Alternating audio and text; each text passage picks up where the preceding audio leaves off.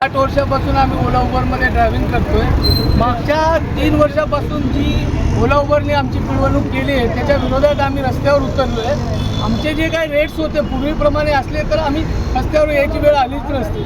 साधारण ओला उबरवाल्यांनी खूप काही रेट्स घटवले आहेत, त्याच्या विरोधात आम्ही सगळे रस्त्यावर आहोत आणि गेले या आंदोलनामध्ये कालपासून आम्ही सर्व कल्याण, डोंबिवली, अंबरनाथ, बदलापूर असतील सर्व लोकांनी एकत्रित करून ओला उबरच्या गाड्या आम्ही बंद ठेवल्या आहेत। गाड्या ह्या आमच्या स्वतःच्या असूनसुद्धा आम्हाला अनेक खर्च आहे, त्या खर्चाची पूर्तता होत नाही आणि आमचं घर चालत नाही, त्यामुळे आम्हाला रस्त्यावर यावं लागलं। याची सरकारने काळजीपूर्वक दखल घेऊन आमचे प्रश्न लवकरात लवकर सोडवतील अशीच अपेक्षा ठेवतो।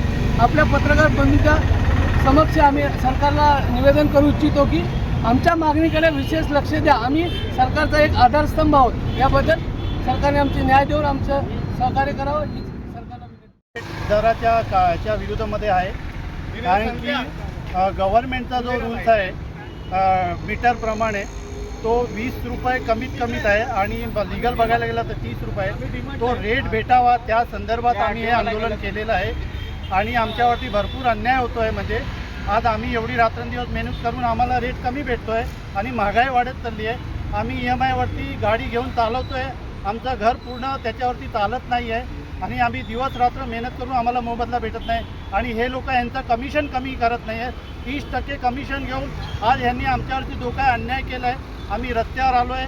आमचे EMI भरायचे वांदे आहेत, आम्ही EMI भरू शकत नाही आहे। तर मी सरकारला एकच सांगू इच्छितो की जे काय मीटरचे रेट आहे गव्हर्नमेंट रूल्सप्रमाणे, नितीन गडकरी साहेबांकडे लेटर दिलेलं आहे ओला उबरनी की आम्ही मीटरप्रमाणे यांना रेट देऊ, पण आज ओला उबरवाले ते त्यांची मनमानी करतात आहे आणि आमच्यावरती अन्याय करतात आहे। त्या अन्यायाचा आम्हाला योग्य तो सरकारने न्याय द्यावा हीच आमची अपेक्षा आहे। मुख्यमंत्र्याकडे, देवेंद्र फडणवीस साहेबांकडे आणि परिवहन